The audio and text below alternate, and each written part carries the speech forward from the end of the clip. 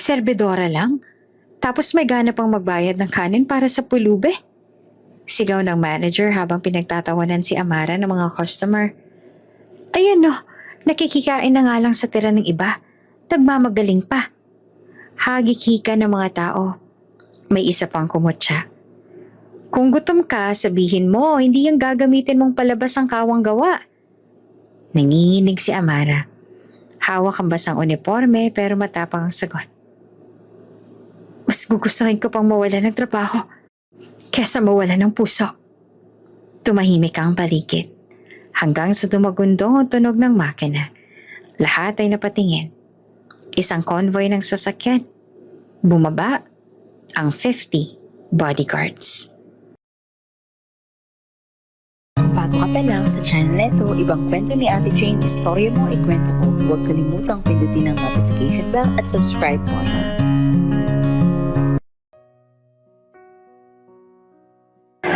Amoy pritong manok at bagong lutong sinigang ang bumabalot sa maliit na budget resto na pinagtatrabahuan ni Amara. Hindi ito ordinaryong karinderya.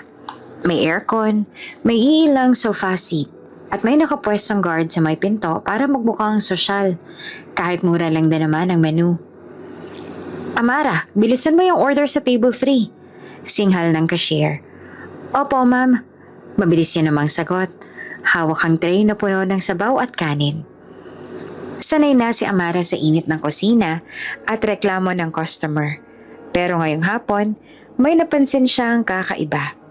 Isang matandang lalaking halos butas-butas ang polo.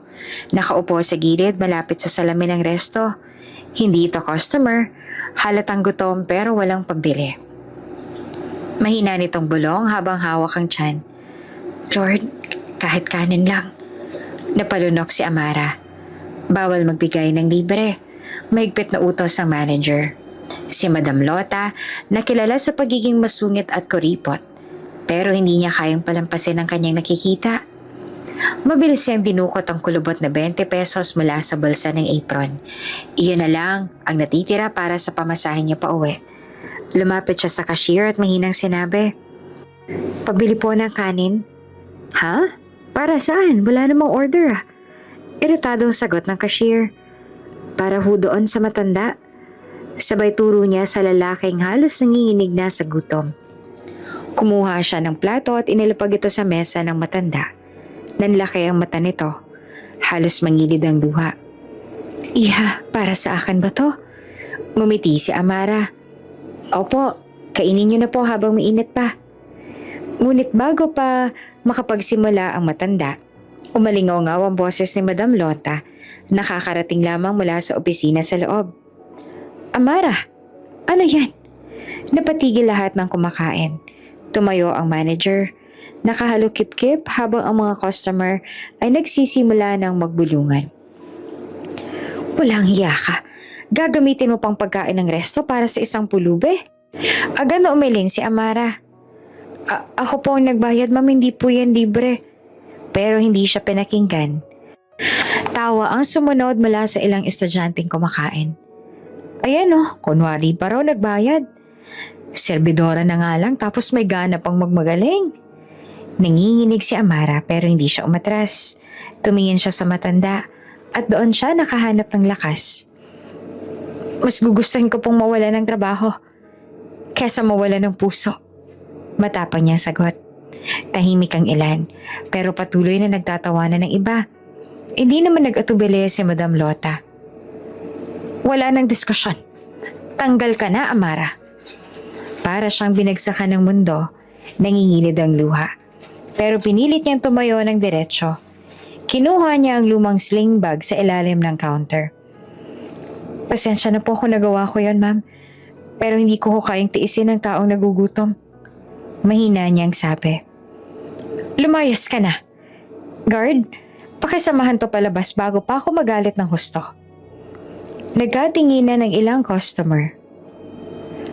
Ang iba naaawa. Ang iba naman tuwang-tuwa sa eksena. Lumabas si Amara. Tinataboy ng guard na halatang nahihiya rin pero sumusunod lang sa utos. Pagdating sa labas, napahinto siya. Naaalala niyang wala na siyang pamasahe. Ang 20 pesos na dapat sana'y pamasahe pa uwi, nasa tiyan na ngayon ng matanda. Napatitig siya sa madilim na ulap. Pinahid ang luha. Lord, paano na kami ng kapatid ko?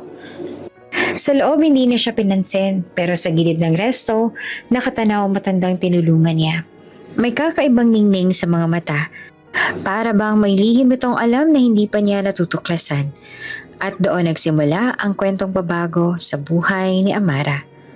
Bumukas ang langit. Unti-unting bumuhos ang ulan nang makalabas si Amara mula sa maliit na resto. Wala siyang payong. Wala ring pamasahe. Ang 20 pesos na dapat sana'y pamasahe pa uwi, ibinayad niya sa kanin ng matandang pulube. Kaya't wala siyang ibang magawa kundi ang maglakad. Nakalugmok ang balikat. Dalang maliit na sling bag at bawat takbang niya ay sumasabay ang pagbagsak ng malamig na patak ng ulan. Unti-unting nababasa ang uniforme niyang manipis at mumurahin. Dumikit sa balat at kita na ang pagod niyang katawan. Sa bawat takbang, bumabalik sa isip niya ang eksena kanina. Tawanan ng mga customer, sigaw ni Madam Lota, at ang salitang, "Tanggal ka na." Para bang echo na paulit-ulit sumasampal sa tenga niya. Bakit ba kasi ako nagpatukso? Pwede namang hindi ko nalang pinansin. Bulong niya sa sarili, sabay pahid ng luha. Pero agad din siyang umiling. Hindi. Kung uulitin ko pa rin. Hindi ko kayang tiisin ang taong nagugutom. Habang lumalakad, nadaanan niya ang isang grupo ng kabataang lalaki na nakatambay sa tindahan. Nakasilong ang mga ito. Nagtatawanan habang siya'y basang-basa sa ulan. Aba, ayan na si Amara. Sigaw ng isa. Serbitora na. Sibak pa sa trabaho. Tumawa ang isa pa. Ano na ngayon? Siguro mamamalimos na lang yan. Nagtawanan ang lahat. Pinakagatlabi si Amara at pinilit na huwag umiyak. Hindi niya sila tiningnan.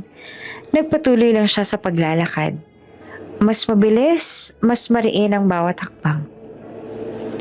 Pagdating sa kanto, papasok sa kanilang barangay, sinalubong naman na siya ng mga tsismosa na nakaupo sa bangko sa tapat ng sari-sari store. Agad siyang pinagmasdan mula ulo hanggang paa. Oh, ayan na ang bida ng bayan. Ani Aling Puring sabay tawa. Walang trabaho, di ano nang ipapakain mo ngayon sa kapatid mo? Di ba siya na nga lang daw ang breadwinner? Aba, baka bukas makikisalo na rin siya sa tira ng iba.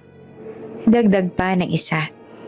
Tumagos ang bawat salita sa puso ni Amara, pero hindi siya tumigil. Huminga siya ng malalim. Tumingala sa langit na patuloy ang pagbuhos ng ulan. Hindi ako susuko, bulong niya. Kung nawala ang trabaho, hahanap ako ng bago. Kung tinatawanan nila ako, mas lalo kong patutunayan na mali sila. Nang makarating sa eskinita papunta sa kanilang barong-barong, halos naglalakad na siya sa putik. Basa na ang tsinelas, nanginginig na ang katawan sa lamig. Pero pinilit pa rin niyang ituwid ang likod. Sa bawat patak ng ulan, ramdam niya ang kahirapan ng buhay. Pero sa kabila nito, may tinatagong lakas sa kanyang loob. Ang lakas ng isang ate na kailangang lumaban para sa pamilya. Pagdating sa mismong harap ng kanilang bahay na yari sa pinagtagpi-tagping yero at kahoy, saglit siyang tumigil. Huminga siya ng malalim bago pumasok. Alam niyang hindi niya pwedeng ipakita sa kapatid ang kahinaan niya. At sa sandaling yon, kahit basang-basa ang pinagtatawanan ng buong paligid, pinangako ni Amara sa sarili. Hindi dito nagtatapos ang kwento ko. Kahit ilang beses pa ako mabagsak, babangon ako para sa pamilya ko. Sa gilid ng kalsada, habang basang-basa naman ang ulan, nakatayo pa rin si Mang Rodi. Sa kanyang kamay, hawak-hawak niya ang plastik ng kanin na iniabot ni Amara kanina. Para bang isang kayamanang matagal niyang hindi natitikman. Hindi dahil sa pagkain, kundi dahil sa malasakit na kasama nito. Tahimik siya nakamasid sa direksyon kung saan naglalakad si Amara pa uwi. Kita niya kung paano itong tumuwid ng likod sa kabila ng panlalait ng mga tao. May tao palang may dalisay pa rin na puso sa henerasyong to. Bulong pa ni Mang Rodi. Bumalik sa kanyang alaala ang mga taong nakalipas. Dati siyang kilala bilang General Rodolfo Salcedo, isang matapang at iginagalang na sundalo. Sa loob ng mahigit 30 taon sa serbisyo, dumaan siya sa iba't ibang laban, saksi sa gulo at naging simbolo ng katapangan. Ngunit matapos ang isang iskandalong sumiklab sa loob ng hanay, pinili niyang tumayo sa tama. Hindi siya pumayag sa katiwalian at doon nagsimula ang kanyang pagbagsak. Tinanggalan ng ranggo, tinakwil ng mga kasama at iniwan ng sariling pamilya. Pagkalipas ng ilang taon natanggap siya bilang chief bodyguard ng pamilya Villarico, isa sa pinakamayaman at pinakamakapangyarihang angkan sa bansa. Doon muling nagkaroon ng saysay ang buhay niya. Protektahan ng pamilya, laban sa mga kalaban at intriga. Pero dumating din ang araw na tinuldukan iyon. Retirado na siya ngayon, nag-iisa at nagtatago sa mata ng lipunan. Tila ba isa na lang siyang anino na hindi pinapansin ng mundo. At ngayon isang simpleng dalaga lang ang nag-abot ng kanin sa kanya. Walang pagdududa. Walang pangungutya. Parang muling nagkaroon ng kulay ang lahat. Lumapit ang isang batang palaboy na nanginginig sa ulan. Manong, akin na lang yung kanin kung ayaw mo. Ngumiti si Mang Rodi. Pinaghati ang laman ng plastik at iniabot ang kalahati sa bata. Eto, kainin mo iho. May iniingatan lang akong kalahati. Nagpasalamat ang bata at dali-daling umalis. Naiwan si Mang Rodi na nakatingala sa langit. Nilinis ng ulan ang kulubot niyang mukha. Maya-maya, isang laseng ang nabangga siya. Hoy tanda, pulubi ka ba? Ba't nakatayo ka dito sa ulanan? Sigaw pa ng lalaki. Tinitigan lang ni Mang Rodi ang laseng. Walang salita pero matalim at matatag ang kaniyang mga mata. Parang may otoridad na matagal na nakaukit sa kanyang tindig.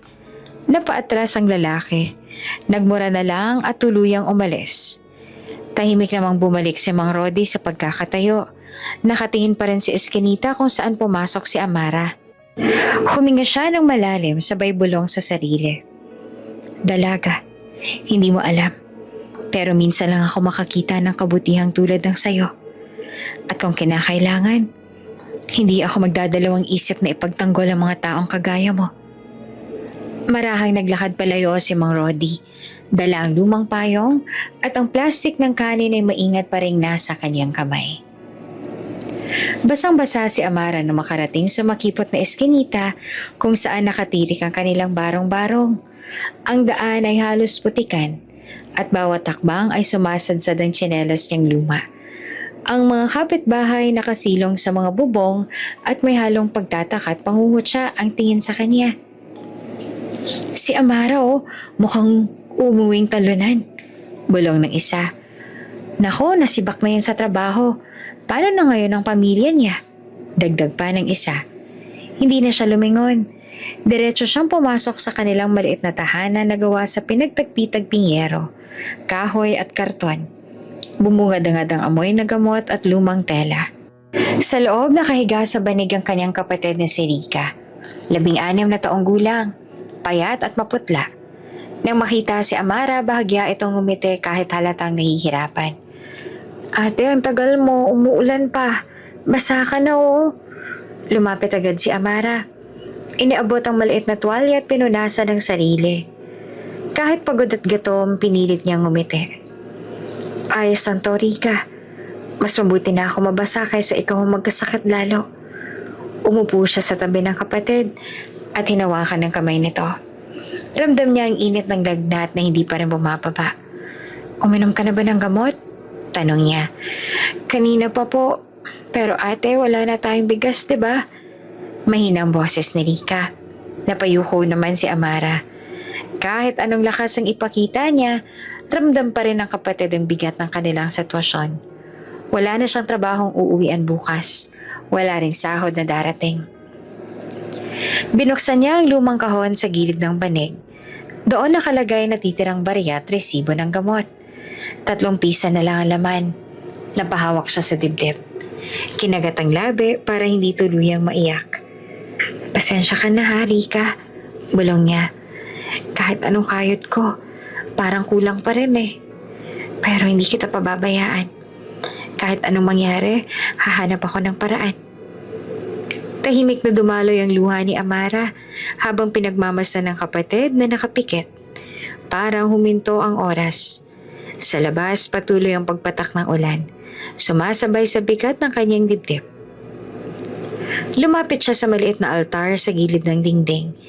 Isang lumang krusipiho at kandilang nauupos. Lumuhod siya at pinikit ang mga mata at buong puso ang dasal. Panginoon, huwag niyo po akong hayaang bumigay. Ako lang po ang tanging inaasahan ng kapatid ko. Kahit mahirap, kahit pinagtatawanan ako, gabayan niyo po ako. Bigyan niyo po ako ng lakas. Nanginginig ang kanyang balikat sa bawat salitang lumalabas sa labi. Hindi niya namalayang tuluyan ang bumuhos ang luha. Humalo sa malamig na ulan na pumasok sa mga butas ng bubong. Sa banig ay dumilat si Rika at pinagmamasdan ng kanyang ate na lumuluhod. Kahit mahina, ngumiti siya at mahina ring bumulong. Ate, ikaw ang pinakamalakas na tao na kilala ko. Hindi kita iiwan kahit anong mangyari.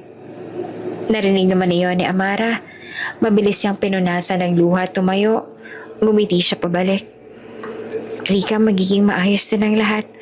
Manalig lang tayo.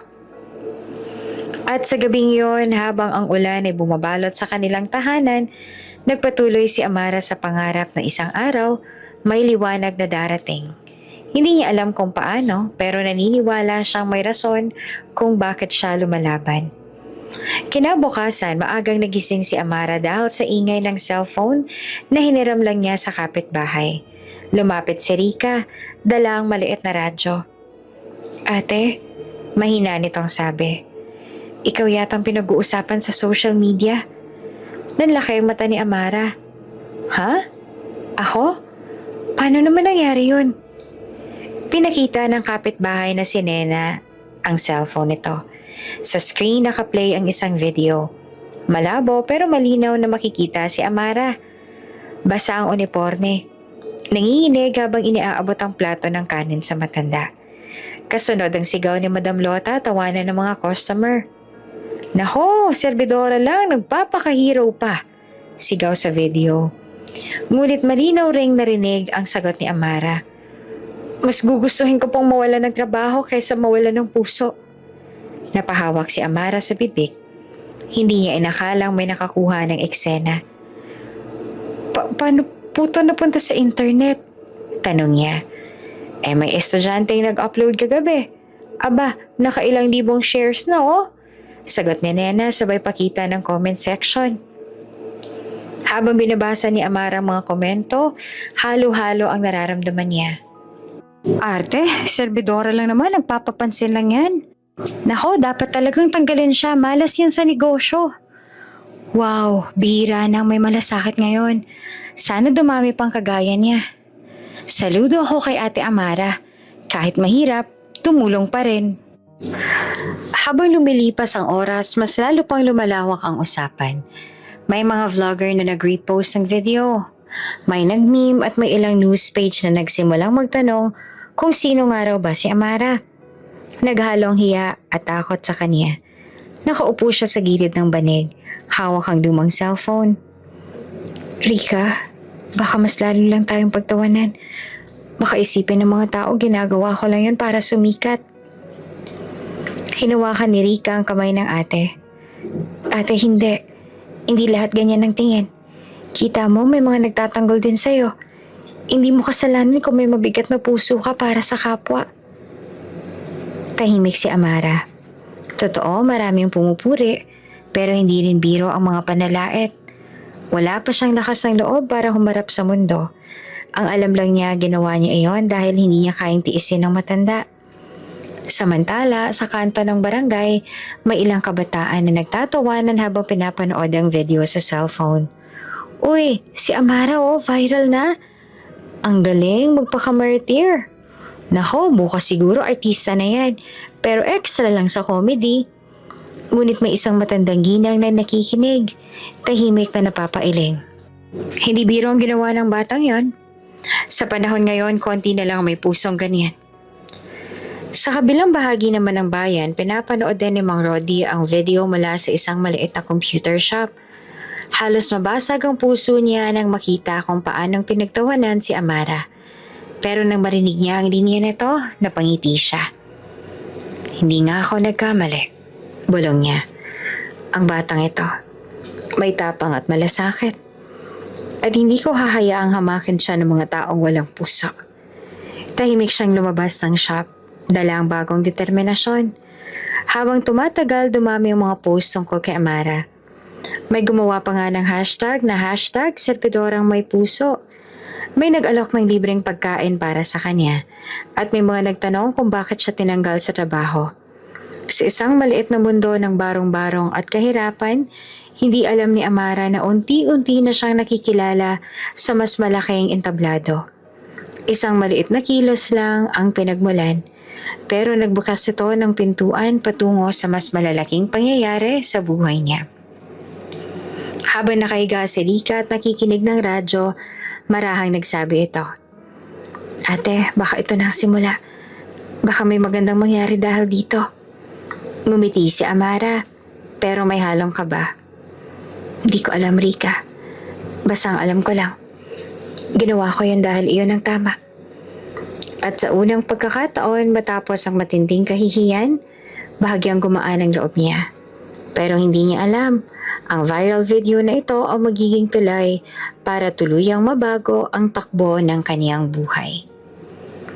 Mainit ang araw pero malamig ang hangin na dala ng takot at kaba. Sa maliit na eskinita, abala si Amara sa pagsasampay ng mga basang damit nila ni Rika. Kahit wala ng trabaho, hindi siya pwedeng tumigil. Kailangan pa rin niyang kumilos. Kailangan pa rin niyang ipakita kay Rika na kaya nila. Ngunit hindi niya inaasahan ang eksenang mangyayari sa hapon na iyon. Mula sa kalsada, narinig ang ugong ng isang mamahaling makina. Sumilip ang mga kapitbahay at lahat ay napatigil. Isang itim na SUV na tinted ang pumarada mismo sa bungad ng eskinita nila. Ang ganda ng kotse, bagong-bago, at talagang hindi basta ordinaryong tao ang sakay. Uy, kanino kaya yan? Bulong ng isang kapitbahay. Baka politiko, sagot ng isa. Baka artista, dagdag pa ng isang bata na halos tumalon sa tuwa. Ngunit nang bumukas ang pinto, isang matikas at seryosong lalaki ang bumaba. Nakaitim na suit, matikas ang tindig at halatang sanay na sanay sa atensyon ng tao. Siya, si Don Elirio Villarico, kilalang CEO at isa sa pinakamayamang negosyante sa bansa. Kasabay nito na bumabare ng 2 bodyguard na mabilis na tumingin sa paligid bago tuluyang lumapit sa barong-barong ni Amara. Nagulat si Amara. Hindi niya alam kung lilisan o tatayo lang sa kinatatayuan. Halos mahulog pa nga ang pinipiga niyang damit sa batya nang lumapit ang lalaki. Ikaw po ba si Miss Amara? Malamig ngunit malinaw ang tanong ni Don Elirio. Napalunok siya. Opo, ako po si Amara. Tinitigan siya nito ng diretsyo. Parang sinusuri mula ulo hanggang paa. Hindi siya sanay sa ganitong tingin. Tila ba may bigat pero hindi bastos. Ikaw ba yung babaeng nasa video? Yung tumulong sa isang matandang pulube? Namilog ang mata ng mga kapitbahay. Biglang nagbulungan ang lahat. Siya nga yun. Siya yung nag-viral. Grabe, mismong Villarico ang lumapit dito. Halos malunod si Amara sa mga bulungan. Hindi niya alam kung paano sasagot. Nahihiya siya, lalo na't basang-basa pa siya ng tubig mula sa batya. Amoy sabon at simple lang ang suot. Opo, ako po yun. Mahina niyang sagot na halos hindi makatingin. Pero bakit niyo po ako hinahanap? Sandaling natahimik si Don Elirio. Tumango ito at bahagyang ngumiti. May nagkwento sa akin tungkol sa'yo. Isang taong malapit sa akin. Sinabi niya na may pusong hindi nabibili ang isang dalagang nagngangalang Amara. Napakunot naman ang noo ni Amara. Sino nagkwento at bakit siya? Kung maaari, dagdag pa ng CEO. Gusto sana kitang makausap. May trabaho akong iaalok sa'yo. Nabigla siya. Ha? Trabaho po? Pero bakit po ako? Marami naman pong mas kwalipikado. Tumingin si Don Elirio sa paligid. Kita niyang mga kapitbahay na nakamasid, kaya't nagbigay siya ng senya sa mga bodyguard. Agad silang pumwesto para bahagyang hadlangan ang mga osisero. Hindi ako basta nag-aalok ng trabaho. Seryosong sabi ng CEO. Hindi ko hinahanap ang pinakamatalino o pinakamagaling. Ang hinahanap ko, yung may malasakit. At nakita ko yan sa'yo. Uy, totoo ba to? Si Amara kukunin ng mga Villarico? Bulong ng isa. Aba, baka magsimula na siyang yumaman. Sigaw ng isang inggitera. Naku, hindi yan totoo. Baka patibong lang yan. Dudam naman ng isang lalaking tambay. Lahat ng mata nakatutok kay Amara. Para siyang naipit sa gitna ng liwanag at dilim. Nagugulahan si Amara. Kahapon lang pinagtatawanan siya. Pinagmumumura at tinanggalan ng trabaho. Ngayon, mismong isa sa pinakamakapangyarihang tao sa bansa ang nasa harap niya. Nag-aalok ng bagong pagkakataon. Ano pong klaseng trabaho? Nag-aalangan niyang tanong. Personal assistant. Diretsong sagot ni Don Elirio.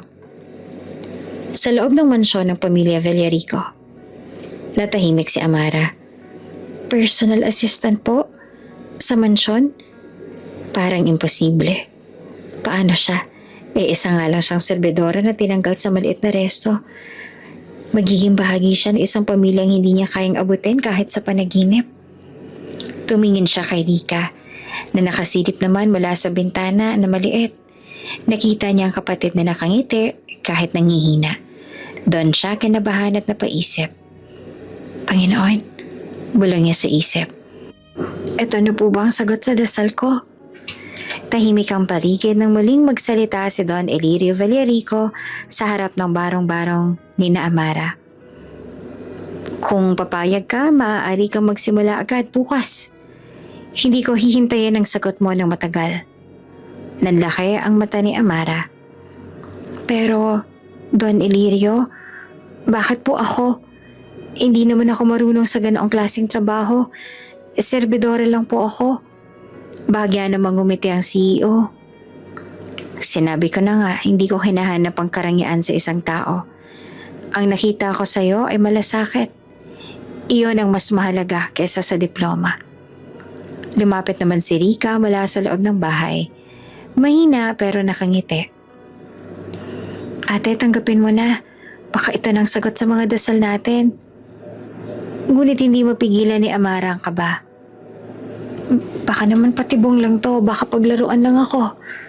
Don, pasensya na po pero hindi ho ako sanay makihalubilo sa mayayaman. Baka lalo lang akong mapahiya. Umigting ang mukha ni Don Elirio.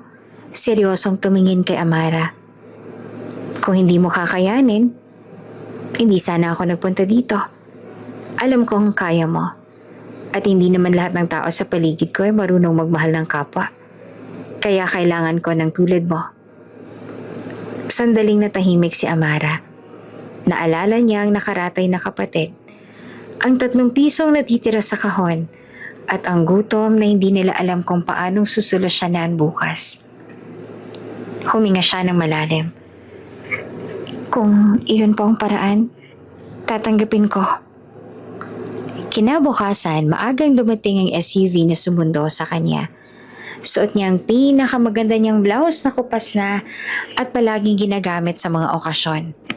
Nakapusod ang buhok at kahit halatang luma ang sapatos, pinilit niyang maging maayos.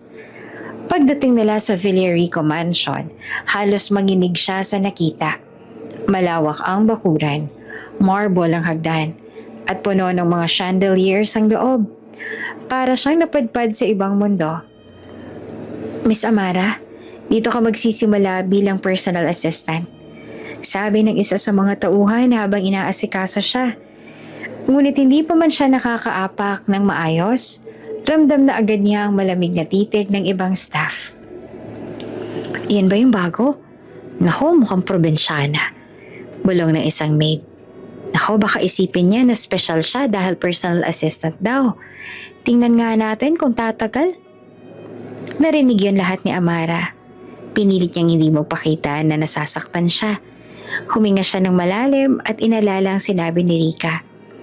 Ate, tanggapin mo na. Pagpasok niya sa opisina, naroon si Don Elirio. Nakaupo ito sa malaking mesa. Nakatingin sa mga dokumento nang makita siya. Ngumiti ito ng bahagya. Simula ngayon, ikaw na mag-aasikaso sa mga personal na pangangailangan ko. Simple lang. Honesty at loyalty. Yan lang ang hinihingi ko. Kaya mo ba? Tumango naman si Amara. Gagawin ko po ang lahat doon. Nagbigay ito ng folder. Basahin mo. Nandyan ang basic schedule at ilang simpleng gawain. Hindi kita papabayaan. Pero ikaw ang aasahan ko.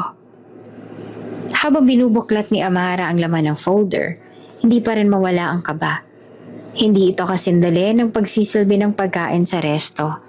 Ito ay mundo ng negosyo, mayayaman at kapangyarihan. Nang lumabas siya ng opisina, salulubong agad siya ng sarkastikong ngiti ni Vanessa, isa sa mga senior maid. Oh, bago ka pala. Assistant daw? Sigurado ka bang assistant ang trabaho mo at hindi taga-salo ng sisi? Sabay tawa. Nagtawanan pang iba. Ramdam naman ni Amara ang pamumula ng kanyang pisngi. Ngunit ngumiti siya at marahang tumagon. Kung ano po ang trabaho, gagawin ko po. Hindi po ako nandito para makipagpaligsahan. Ngumisi naman si Vanessa. Tingnan natin. Hindi lahat ng pumapasok dito nagtatagal ng mahaba. Sa kabila ng paninira, pinili ni Amara na magpatuloy. Sa kanyang puso, isang pangako ang bumuo. Gagawin niya ito hindi para sa sarili kundi para kay Rika. Para sa kanilang kinabukasan. At sa unang pagkakataon, pumasok siya sa pintuan ng Villarico Mansion bilang bahagi ng mundo na hindi niya akalaing mapapasukan niya. Isang mundong puno ng intriga, pang-iinsulto at pagsubok. Maagang gumising si Amara sa Villarico Mansion. Bagong mundong ito para sa kanya. Malalaki ang kwarto, makintabang sahig, at bawat kilos niya ay may nakatingin. Nung isang hapon lang ay serbidora siya sa maliit na resto. Ngayon ay personal assistant na ng pinakamayamang tao sa bansa. Pero kasabay ng pagpasok niya sa maranging lugar, dumagsa rin ang intriga. Habang nag-aayos siya ng mga dokumento sa opisina ni Don Elirio, biglang dumating si Vanessa na may dalang tray ng kape. Naku Don, baka malagyan ng mantsa yung mahal na mesa kung ang serbidora ang hahawak ng papeles. Pabirong sabi pero may halong pang-iinsulto. Napatingin si Amara, pero pinili niyang manahimik. Ngunit hindi nakaligtas kay Don Elirio ang tono. Vanessa, trabaho niya yan. Bumalik ka na sa kusina. Napangiti si Vanessa ng pilit na lumabas. Pero ramdam ni Amara ang matalim na tingin.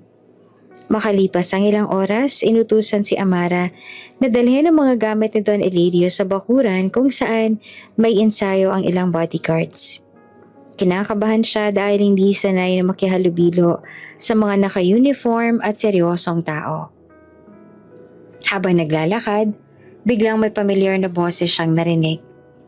Iha? Napalingon si Amara at muntik na siyang mapaupo sa gulat. Ang matandang tinulungan niya sa resto. Nakasuot ito ng simpleng polo. May hawak na baston at nakangiti.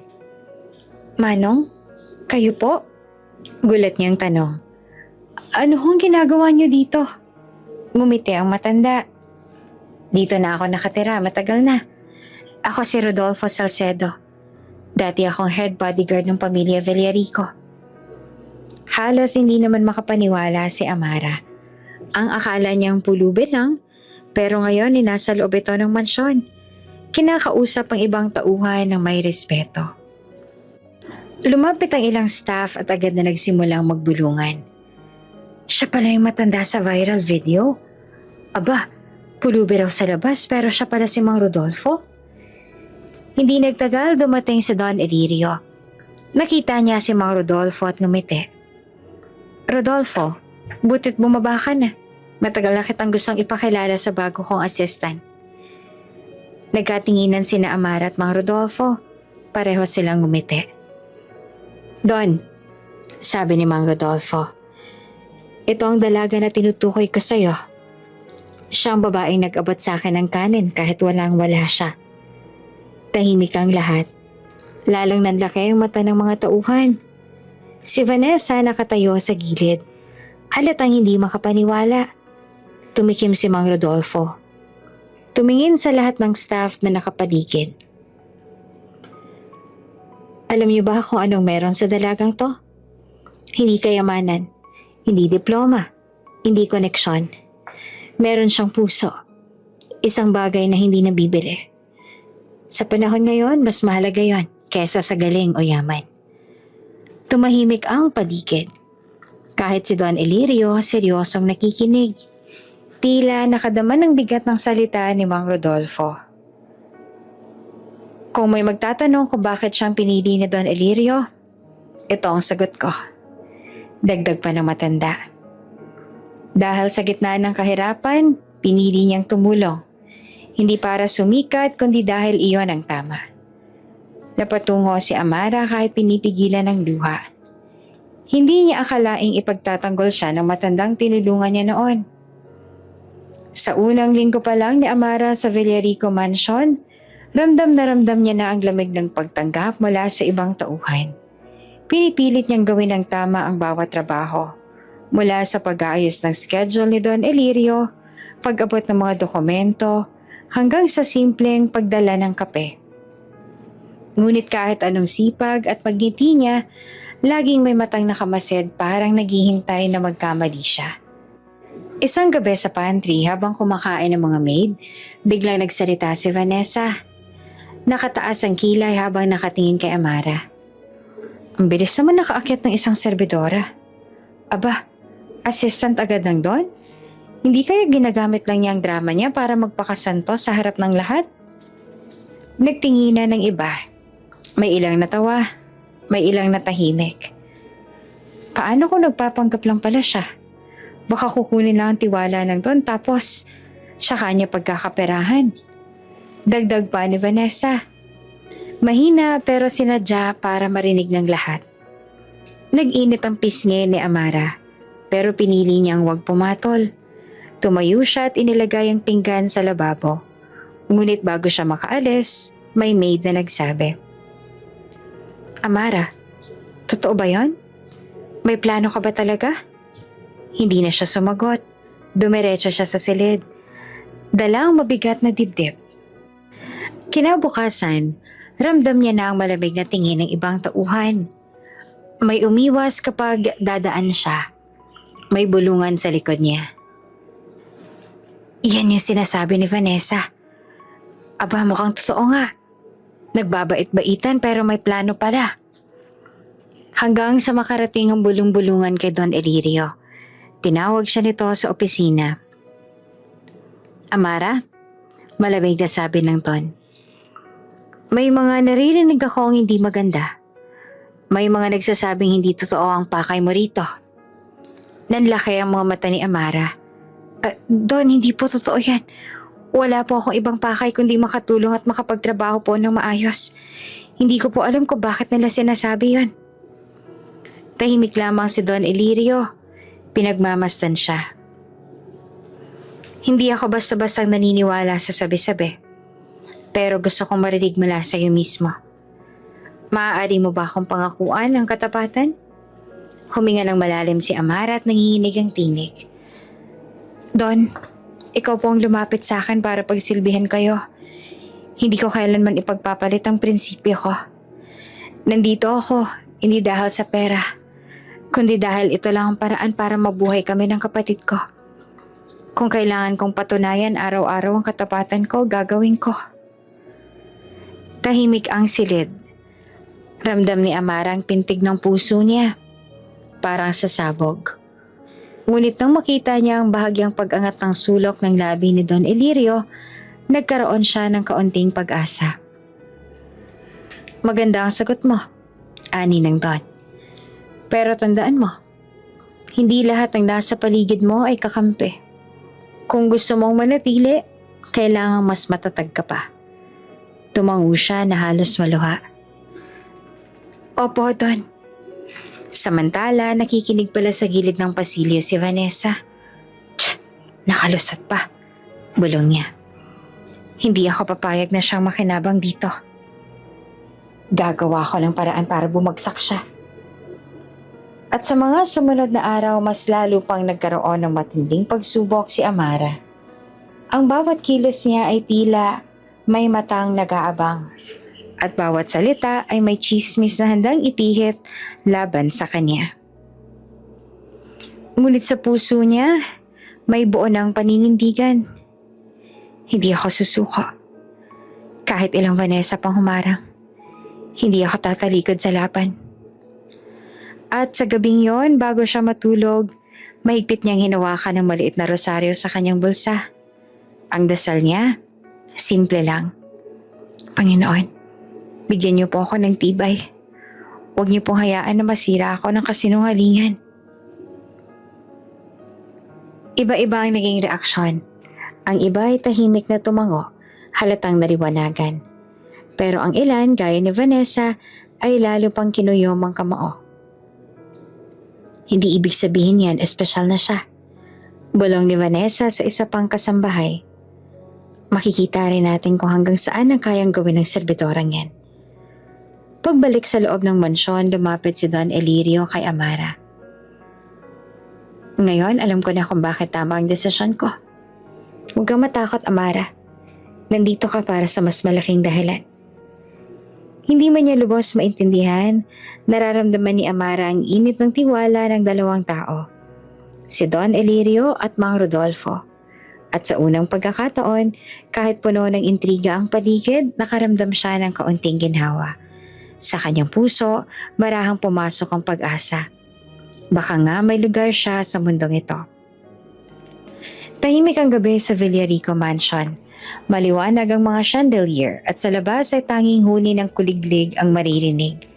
Katatapos lang ni Amara ng kanyang gawain. Maingat niyang inayos ang mga dokumento sa mesa ni Don Elirio at naganda ng tsaa bago ito umakyat sa silid.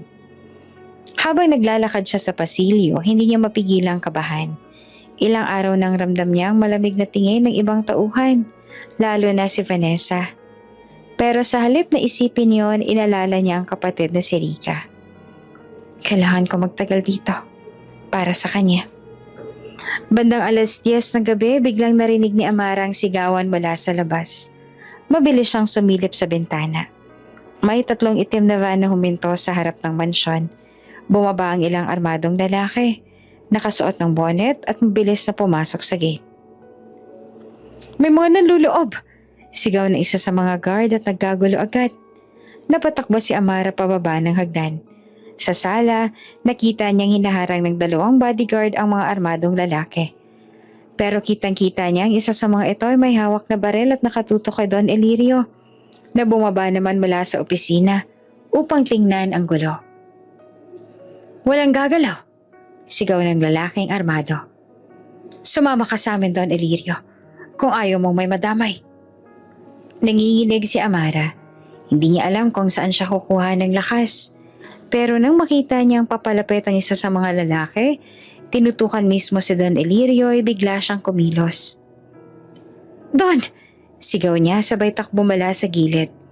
Wala sa loob niyang tumalon at tinulak si Don Elirio pa ilalim ng mesa. Kasabay nito nabangga niya ang lalaking armado. Kumalabog ang baril sa sahig. Nagkagulo ang lahat. Ang ibang guard agad na nakipagbuno. Isa pang sumugod kay Amara. Pero agad siyang hinila ni Don Elirio papalayo. Amara, anong ginagawa mo? Galit na sigaw ng Don. Hingal siya at nanginginig pero matatag ang tinig. Hindi ko hahayaang may mangyari sa inyo. Habang patuloy ang engkwentro, isang malakas na businang umalingaw sa labas. Ilang segundo lang dumagundong ang makina ng mahahabang sasakyan. Pumasok ang convoy. Isang hanay ng mga itim na SUV. Sabay-sabay ang ilaw, sabay-sabay ang preno. "Bodyguards!" sigaw ng isa. Bumaba ang 50 tauhan, naka-uniforme. Sabay-sabay na pumasok. Pinangunahan sila ni Mang Rodolfo. Hawak ang baston pero matikas ang tindig. "Bitawan niyo ang mga armas kung ayaw niyong malibing ng buhay." Malakas niyang utos. Nangibabaw sa ingay. Nataranta ang mga armadong lalaki. Sa harap ng napakaraming bodyguard, mabilis silang umatras. Iniwan nila ang kanilang van at kumaripas ng takbo. Ang ilan ay nahuli at agad iginapos ang tauhan ni Mang Rodolfo.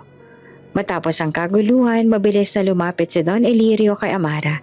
Halata ang pag-aalala sa kanyang mukha. "Bakit mo ginawa yun? Pwede kang mamatay." Humihingal si Amara. Nanginginig pa rin ang mga kamay. "Hindi ko alam. Hindi ko po pinag-isipan. Basta ayoko pong may mangyari sa inyo." Tahimik si Don Elirio. Sandaling nakatitig sa kanya. Bago tumalikod, hindi ito nagsalita. Ngunit ramdam ni Amara ang bigat ng mga mata nito. Lumapit si Mang Rodolfo. Hinawakan ang balikat ni Amara. "Hindi lahat ng tao kayang gawin ang ginawa mo. Ang tapang mo, Iha." Hindi na nakapagsalita si Amara. Sa kabila ng takot, dama niya ang kakaibang init. Para bang sa unang pagkakataon, may halaga siya sa mga taong nasa paligid. Kinabukasan, kumalat ang balita sa loob ng mansyon. Si Amara raw hinarangan ng baril para kay Don. Hindi ko akalaing magagawa ng serbidora yon. Ngunit hindi lahat ay natuwa. Si Vanessa lalong nag-init ang ulo. Ngayon pa talaga siya gagawing bida. Huwag kayong magpapaloko. May plano yung babaeng yan. Ngunit kahit anong sabihin niya, hindi mabuburang nakita ng lahat. Isang simpleng dalagang nagligtas sa pinakamayamang tao sa bansa. Tahimik ang buong Villarico Mansion matapos ang kaguluhan kagabi. Ramdam pa rin ang bigat ng nangyari. May mga butas pa sa dingding mula sa tama ng bala at ang ilan sa mga tauhan ay abala sa pag-aayos ng bakuran. Si Amara nakaupo sa gilid ng hardin. Tahimik na nakatitig sa sugat sa kanyang braso na nakuha niya nang makipagbuno sa isang armadong lalaki. Wala siyang iniisip kundi ang kapatid niyang si Rika. Kung may nangyari sa akin kagabi, paano na siya? Kinabukasan, pinatawag ni Don Elirio ang lahat ng staff at bodyguards sa malaking bulwagan ng mansyon. Nandoon si Amara, kinakabahan at hindi alam kung bakit siya isinama. Pumasok si Mang Rodolfo, kasabay ng ilang matataas na tauhan. Halos lahat ay nagbigay galang. Hindi na pulubi ang tingin sa kanya kundi isang veterano na may bigat ang pangalan. Magandang umaga, panimula ni Don Elirio. Kagabi muntik nang mapahamak ang lahat dahil sa mga umatake. Pero may isang bagay akong nais linawin sa inyo ngayong araw. Nagkatinginan ng mga staff. Ang iba nakatingin kay Amara. Halatang nagtataka. Lumapit si Mang Rodolfo sa gitna. Hawak ang baston. Matatag ang tinig. Simula pa lang akala niyo trabaho lang namin ang protektahan si Don Elirio.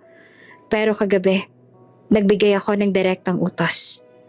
Ang protektahan si Amara, higit kanino man. Nagulat naman ang lahat. Umalingaw ang bulungan. Siya? Bakit siya?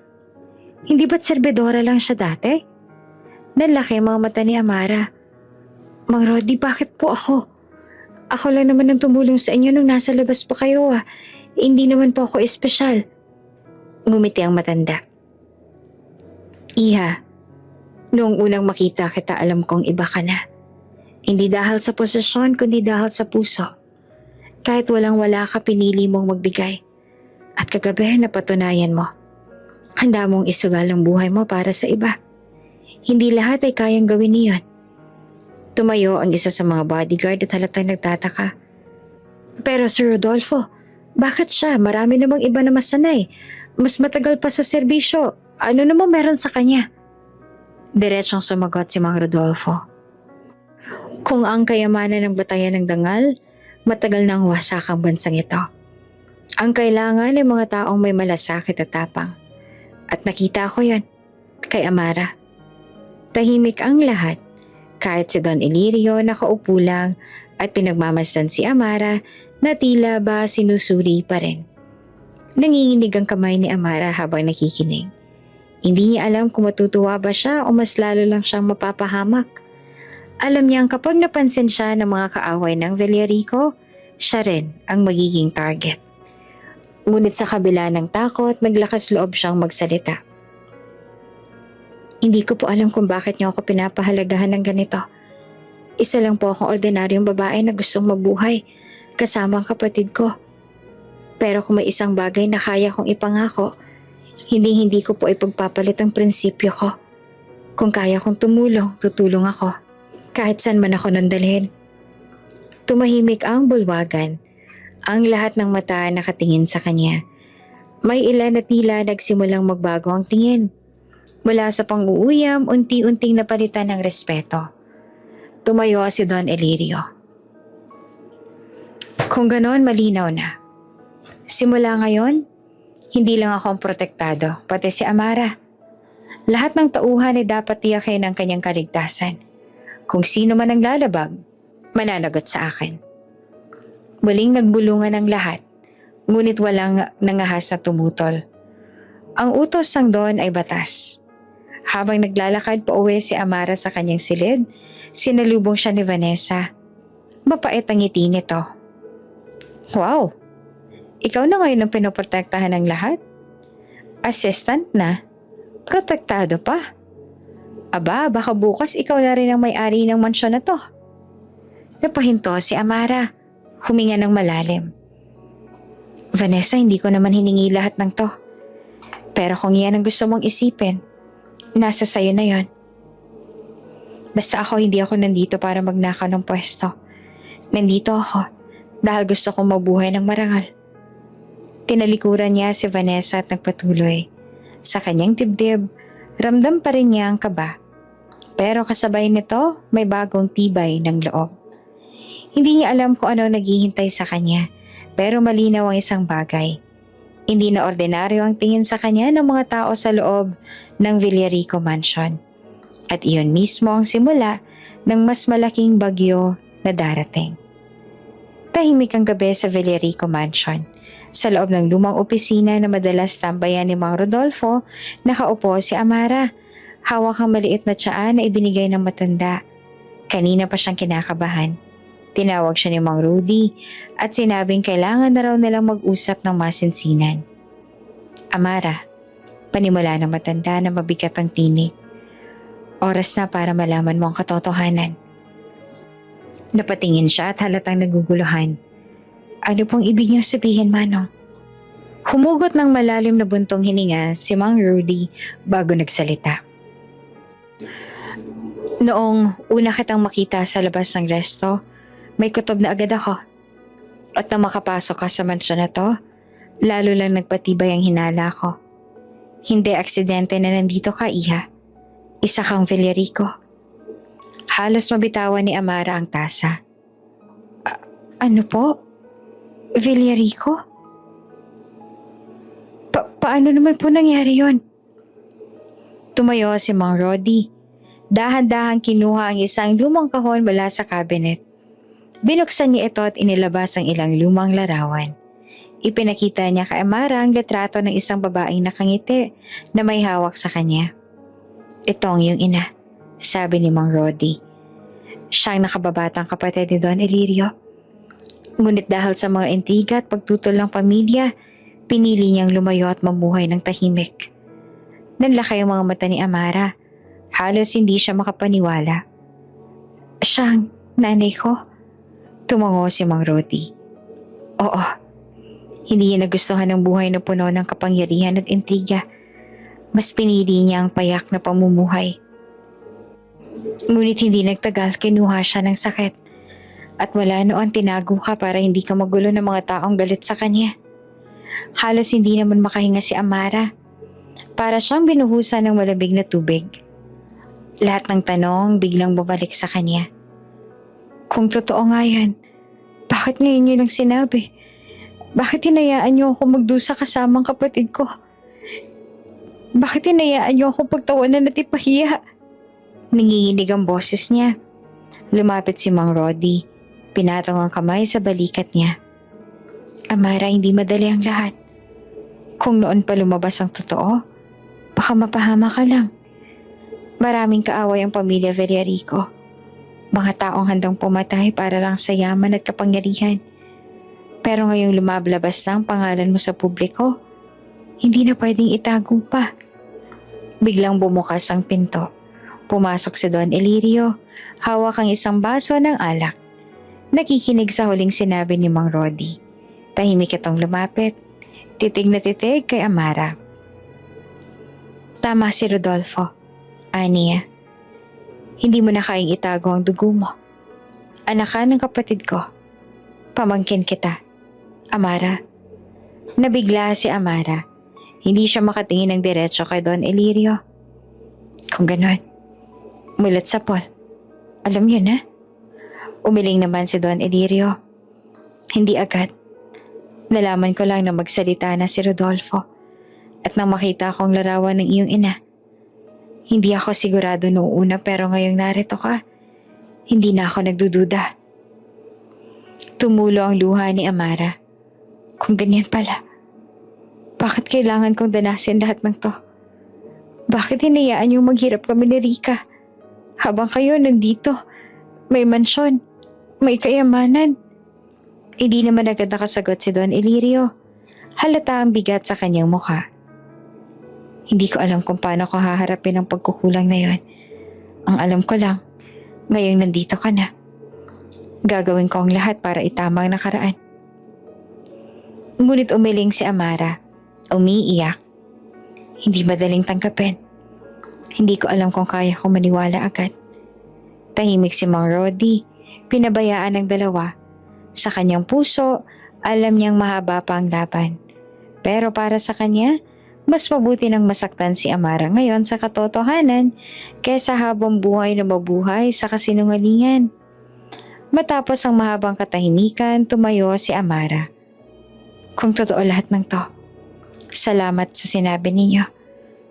Pero tandaan niyo, hindi ko hahayaang lumunin ako ng pangalan o yaman. Ang meron lang ako ay puso kong natutong lumaban at iyon ang hindi mababago. Iniwan niya ang opisina, luhaan pero matatag ang loob. At sa gabing iyon nagsimula ang mas malalim na pagbabago. Hindi na lang basta personal assistant si Amara. Siya na ngayon ay pumangkin ng Villarico. Isang katotohanang magbabago sa direksyon ng kanyang buhay. Mainit ang usapan sa loob ng Villarico Mansion matapos ang revelasyong anak ng kapatid ni Don Elirio si Amara. Marami ang nagulat, lalo na mga tauhan. May ilan na nagsimulang magpakita ng respeto. Pero mas marami ang nagdududa. Sa gitna ng lahat ng iyon, may isang taong lalong nag-apoy sa galit. Ay nag-iisang anak ni Don Elirio, si Evelyn Villarico.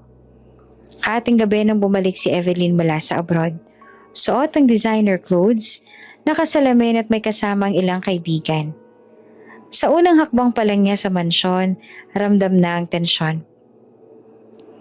Papa, sigaw niya habang naglalakad sa malaking sala. Ano tong nabalitaan ko na may serbidora raw na biglang pumasok dito at pinapakilala mong Villarico? Tahimik ang lahat. Si Don Elirio ay nakaupo sa sofa. Malalim ang buntong hininga bago tumayo. Evelyn anak, siya si Amara. Pamangkin ko. Anak siya ng kapatid kong babae na matagal nang pumanaw. Halos mabitawan naman ni Evelyn ang handbag niya.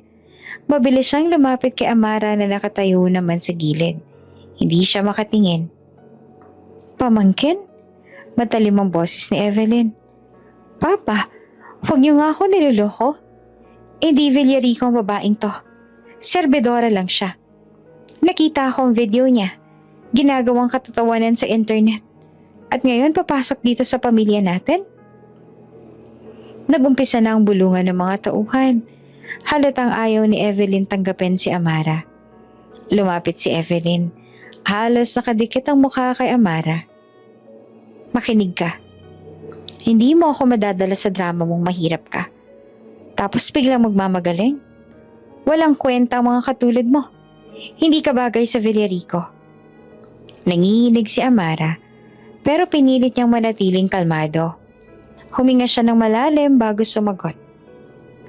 Hindi ko pinili ang dugong dumadaloy sa akin. Pero hindi ko rin ikakahiya ang pinagmulan ko. Kung hindi mo ako matanggap, Evelyn, wala akong magagawa. Pero hindi ibig sabihin nun ay tama ka. Lalo itong nagpainit kay Evelyn. Tingnan natin kung gaano ka katatag kapag nasa harap na ng totoong mundo ng mayayaman. Ilang araw lang ang lumipas, may malaking gala night na inorganisa ng Villarico Foundation. Nasa hotel ballroom ang mga kilalang negosyante, politiko at media. Si Amara, baguhan, isinama ni Don Elirio upang ipakilala bilang bahagi ng pamilya. Ngunit hindi pa man siya nakakaapak ng maayos sa red carpet, ramdam niya na ang tingin ng mga tao. Halong pagtataka at panghuhusga. Suot ang hiniram na gown mula sa lumang aparador ng mansyon. Simple, ngunit elegante. Habang papasok sila, biglang lumapit si Evelyn kasama ang mga kaibigan. Oh, mga kaibigan, eto pala si Amara. Malakas ang boses at sinadya para marinig ng lahat. Ang viral na serbidora na nagpapanggap na Villarico. Imagine, from trays to gown? Nakakatawa, hindi ba? Natawa ang ilan. May iba namang nahihiya para kay Amara. Nakahinto si Amara. Ramdam ang init ng kanyang pisngi. Pero naalala niya ang mga sinabi ni Mang Rodi at ang dasal niya gabi-gabi. Tumayo siya ng diretsyo, ngumiti at marahang sumagot. Kung ikinahihiya mo may serbidora sa pamilya mo, Evelyn, pasensya na. Pero hindi ko ikinahihiya ang pinagmulan ko. Doon ako natutong magpakatatag. Doon ko natutunang magbigay kahit wala ako. At kung katawa-tawa yon para sa iba, tatanggapin ko. Mas gugustuhin ko ng pagtawanan dahil tumulong kesa purihin dahil nanlait. Tahimik ang ilan sa paligid. May mga negosyanteng halatang namangha sa lakas ng loob ni Amara. Ngunit si Evelyn lalong nangingit-ngit. Papa, nakita niyo? Ginagawa niya akong kahihiyan. Reklamo pa ni Evelyn kay Don Elirio. Pero hindi na sumagot ang Don. Pinagmasdan niya ang dalawang babae at tila sinusuri kung sino ang tunay na may tapang. Kinabukasan lumabas sa social media ang mga litrato mula sa gala. Ang ilan ay kumampi kay Evelyn na tinawag na walang lugar sa alta sosyedad, si Amara. Ngunit marami rin ang humahanga sa sagot ni Amara. Sinasabing siya raw ang may tunay na dangal. At sa gitna ng lahat ng iyon, nagsimula ng hatiin ng lipunan ang tingin kay Amara. Isa bang intrusa o isang babaeng may pusong dapat pakinggan? Ilang araw matapos ang ingrandeng gala night, hindi pa rin matigil ang bulungan tungkol sa nangyari. Ang bawat kuha ng kamera, bawat salita ni Evelyn at bawat sagot ni Amara, kumalat sa social media at news outlets. Sa isang sikat na online page may nag-upload ng CCTV footage mula sa ballroom mismo. Kitang-kita doon ang buong eksena. Si Evelyn na hayagang nilalait si Amara at ang matapang na sagot ni Amara sa harap ng lahat. Kung ikinakahiya mong may serbidora sa pamilya mo, pasensya na. Pero hindi ko ikinahihiya ang pinagmulan ko. Paulit-ulit itong pinaandar at agad na nag-trending. May mga nag-react ng tawa, may nagagalit at marami ring humanga. Grabeng respeto kay Amara. Hindi madali ang sagutin ng anak ng Don sa harap ng alta sosyedad. Pakapalan lang ng mukha yan. Ginagamit niya lang ang pagiging mahirap para makakuha ng simpatsya. #dugo ng masa. Gawin nating hashtag. Hindi nagtagal naging laman ng balita ang issue. Hindi na nakayanan ni Don Elirio ang katahimikan. Sa isang press conference ng Villarico Foundation, tumayo siya sa entablado. Kasama si Amara. Tahimik ang buong hall, puno ng mamamahayag at negosyanteng naghihintay sa kanyang pahayag. Maraming nagtatanong kung bakit ko pinili si Amara na ipasok sa pamilya. Panimula ng Don. Simple lamang ang sagot ko. Dahil siya ay pamilya at dugo ko ang dumadaloy sa kanya. Nagkagulo ang mga tao. May narinig pang reporter na nagtanong, Don Elirio, ibig mang sabihin, totoong Villarico si Amara? Tinitigan ng Don ang lahat at buong bigat na sagot. Oo, siya ang anak ng aking kapatid na babae. At simula ngayon, sino man ang lalait o hahamak sa kanya, itinuturing kong kalaban. Nakatayo lang si Amara sa gilid, nanginginig ang tuhod. Hindi niya akalaing ipagtatanggol siya ng Don sa harap ng lahat. Nang marinig niya ang mga salita, unti-unting napuno ng init ang kanyang dibdib. Init ng pag-asa, ng lakas at ng tiwala. Napatingin siya kay Don Elirio at sa unang pagkakataon, nakita niyang hindi lang isang bilyonaryo kundi isang tiyuhin na handang ipaglaban siya. Tahimik niyang binulong sa sarili. Salamat Lord, hindi pala ako nag-iisa. Ngunit hindi lahat ay natuwa. Sa kabilang gilid ng hall, nakatayo si Evelyn. Nakakuyom ang kamao. Galit na galit ang kanyang mukha habang pinapanood ang press conference. Hindi ako papayag. Bulong niya sa sarili. Hindi ako papayag na maagawan ng spotlight ng serbidorang yun. Gagawa ko ng paraan para mawala siya sa mundong to. Kasama niya si Vanessa na nakangisi. Huwag kang mag-alala, Evelyn. Ako nang bahala. Hindi tatagal dito si Amara. Kinabukasan lalo pang nag-viral ang video ng press conference. Ang linyang binitawan ni Don Elirio, dugo kong dumadaloy sa kanya, naging headline sa mga pahayagan at trending topics sa social media. Nagkaroon ng dalawang kampo. Mga sumusuporta kay Amara, tinatawag siyang serbidorang Villarico at mga galit na sinasabing hindi siya karapat-dapat sa pangalan. Sa kabila ng lahat, lumakas ang loob ni Amara. Hindi na siya basta tinuturing na outsider. May taong malakas na nagsabi na kabilang siya. Ngunit kasabay ng liwanag, mas lalong lumalim ang anino ng kanyang mga kaaway. Mula nang ipahayag na Don Elirio sa harap ng media na pamangkin niya si Amara, mas lalong sumikat ang pangalan ng dalaga. May mga taong sumusuporta, pero dumami rin ang galit.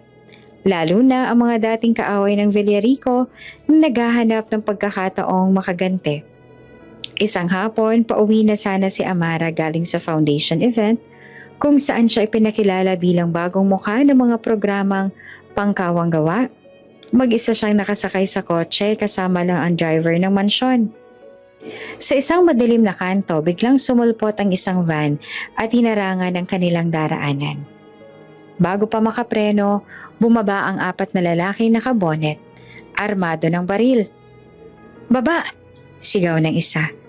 Nagulat ang driver, pero agad siyang sinapak at nahulog sa gilid ng kalsada. Si Amara halos hindi makagalaw sa takot.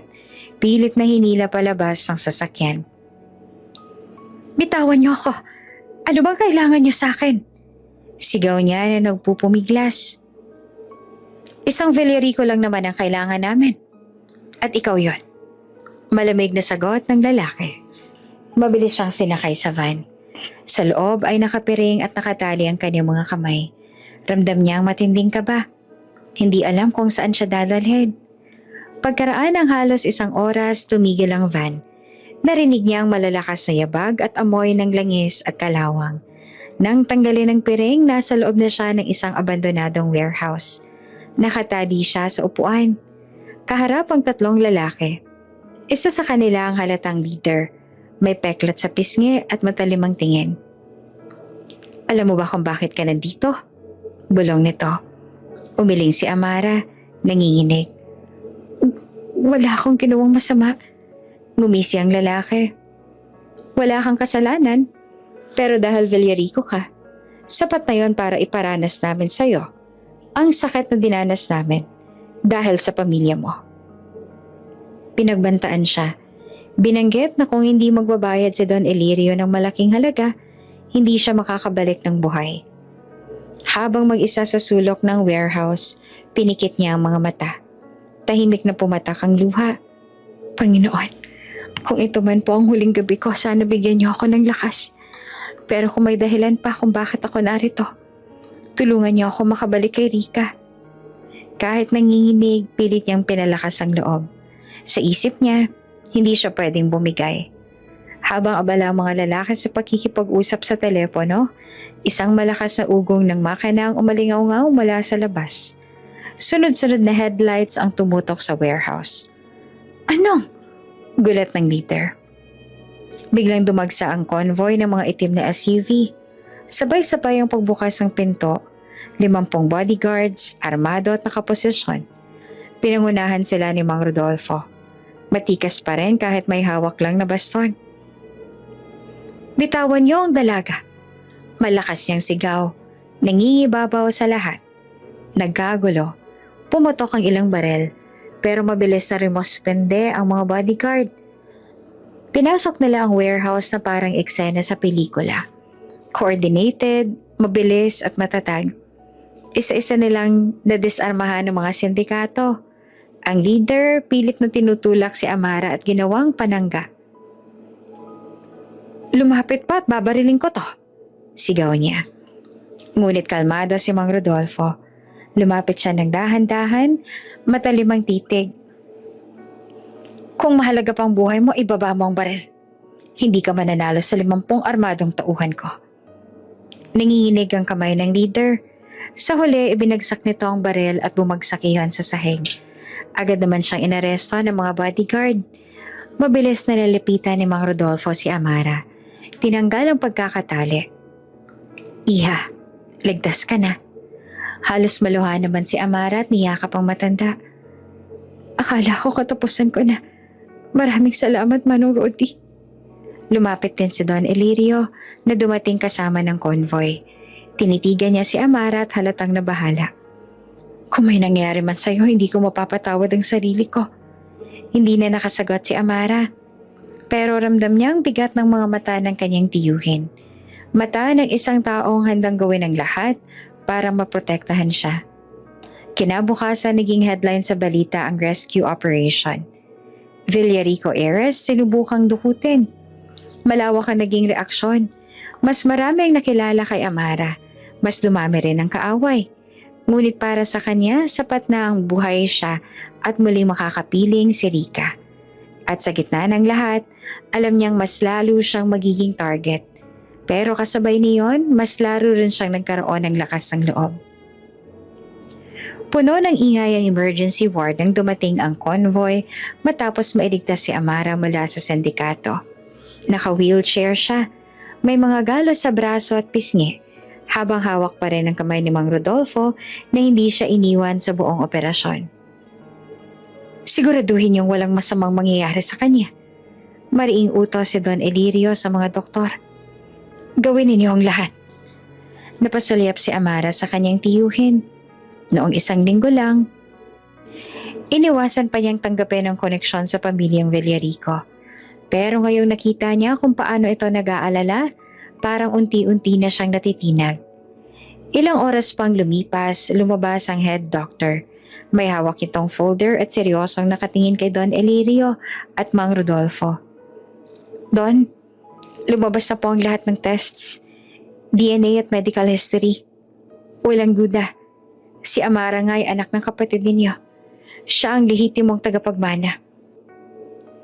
Halos mabitawan ni Amara ang tasa ng tubig na hawak niya. Ako? Tagapagmana? Parang huminto ang oras kay Amara. Hindi siya makapaniwala. Kahit sinabi na ng doktor. Nanatili siyang nakatingin sa papel na para bang isang panaginip. Lumapit si Don Elirio. Mahigpit na pinatong ang kamay sa balikat. Narinig mo na. Hindi ka na basta si Amara lang. Isa ka sa mga tagapagmana ng Villarico. Kung totoo nga lahat ng to, nanginginig ang tinig niya. Hindi ibig sabihin na kaya ko nang kalimutan ng lahat. Pero isang bagay lang sigurado ako. Ayoko maging bahagi ng intriga na sumira sa nanay ko. Hinawakan ni Mang Rodolfo ang kamay niya. At dito papasok ang lakas mo, Iha. Hindi mo kailangang maging katulad nila. Magiging iba ka. At iyon ang magtatama sa nakaraan. Tumayo si Don Elirio, tumingin sa buong silid. Simula sa araw na to, ipapahayag ko sa publiko ang katotohanan. Si Amara ay Villarico at siyang tagapagmana ng aking kapatid. Wala nang intriga o kasinungalingan na makakapigil. Nabigla naman si Amara. Don, Tito, sigurado po ba kayo? Hindi ba mas lalo ako mapapahama kapag nalaman ng lahat? Matatag ang sagot ng Don. Mas mapanganib kung itatago pa natin. Ang sekreto kapag itinago, mas madaling masamantala ng kalaban. Pero kung ilalantad natin, wala na makakagamit laban sa atin. Kinabukasan, headline sa lahat ng pahayagan at online news. Amara Villarico, ipinakilala bilang lehitimong tagapagmana ng pamilya. Nagkagulo ang publiko. May mga nagsabing deserve niya ang bagong posisyon dahil sa kabutihan niya. Ngunit marami rin ang kumutya. Anong klaseng heiress yan? Serbidora kahapon, milyonarya ngayon? Mas gusto ko nga siya kaysa kay Evelyn. At least siya may puso.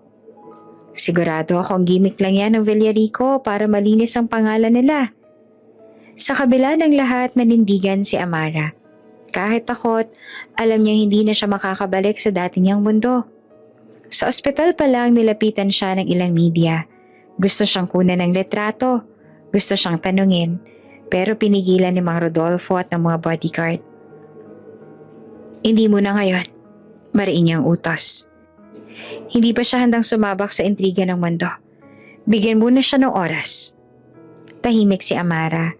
Hawak ang rosaryong luma mula sa kanyang nanay. Nanay, kung naririnig mo ako, sana gabayan mo ako. Hindi ko alam kung kaya ko, pero susubukan ko. At sa kanyang puso, unti-unting nabuo ang matibay na panata. Kung papasok siya sa mundong ito, gagamitin niya ang pangalan, hindi para sa sarili kundi para ipaglaban ang tama. Matapos ang opisyal na pagkilala kay Amara bilang pamangkin ni Don Elirio, mabilis din kumilos ang Villarico upang ayusin ang lahat ng natitirang banta. Hindi na pwedeng manatili sa dilema mga kalaban. Kailangan na silang ilantad. Unang nadiskubre ang paninira ni Vanessa. Isang tauhan ang naglabas ng CCTV footage mula sa kusina.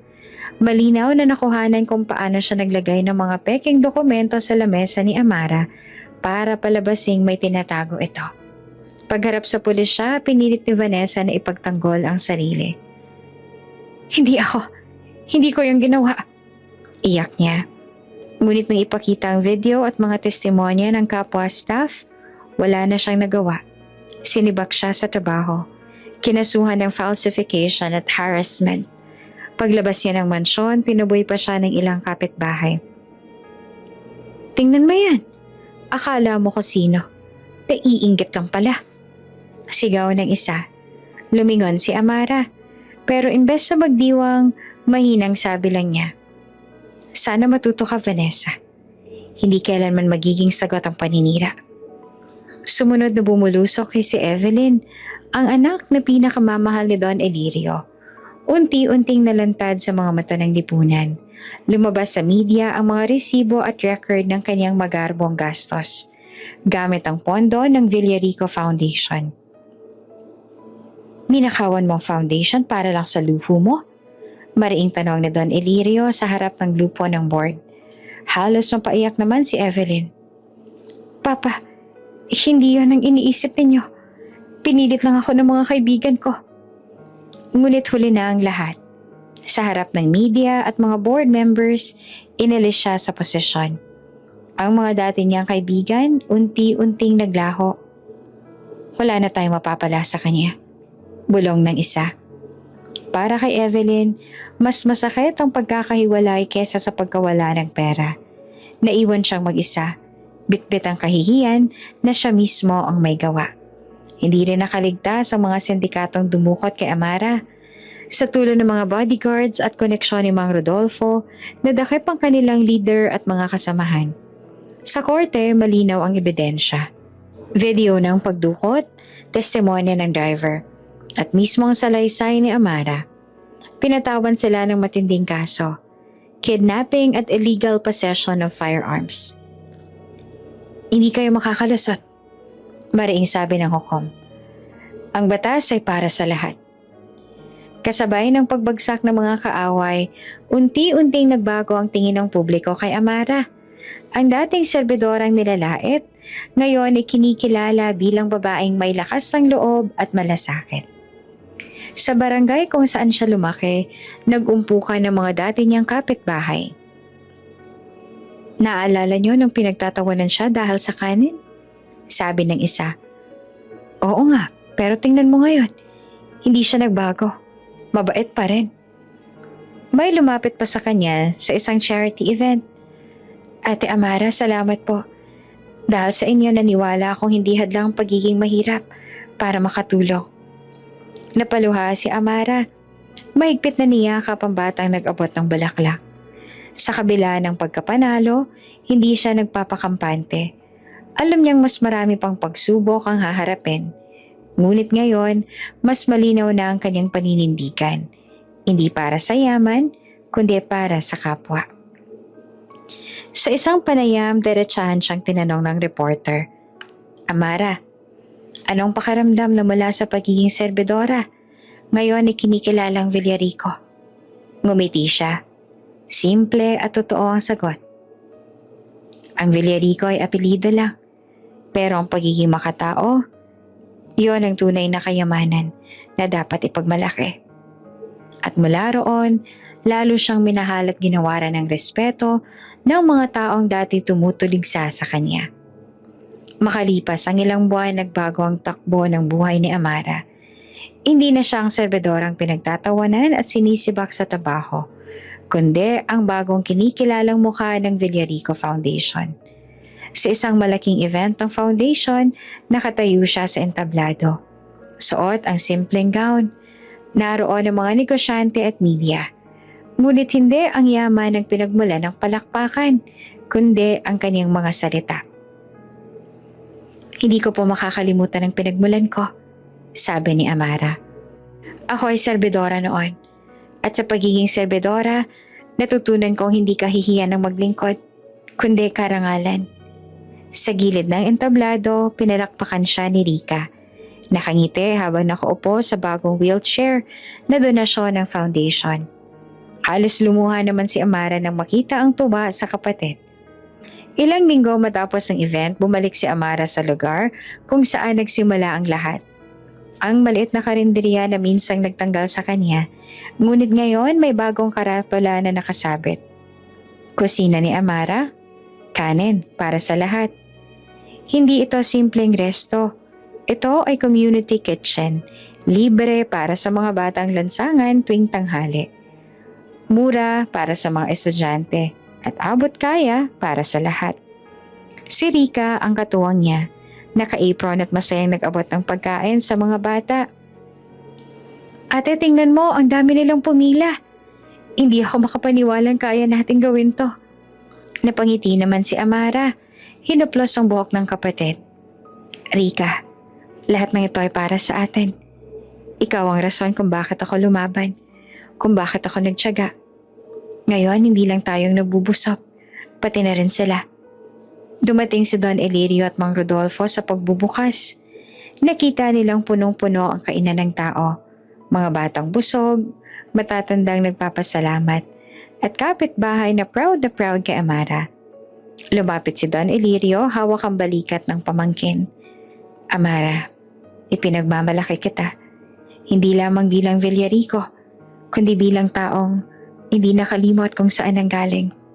Sumabat si Rika, nakangiti.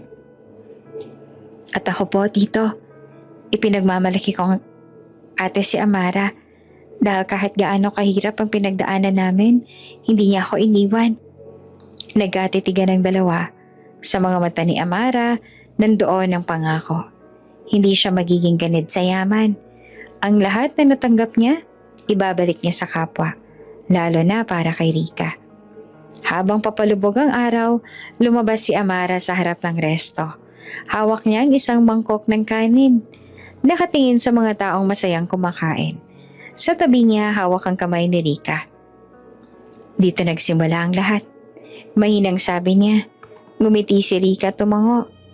At dito rin natin ipagpapatuloy ang lahat, ate. Nagyakap silang dalawa habang palakpakan naman ng mga tao sa paligid.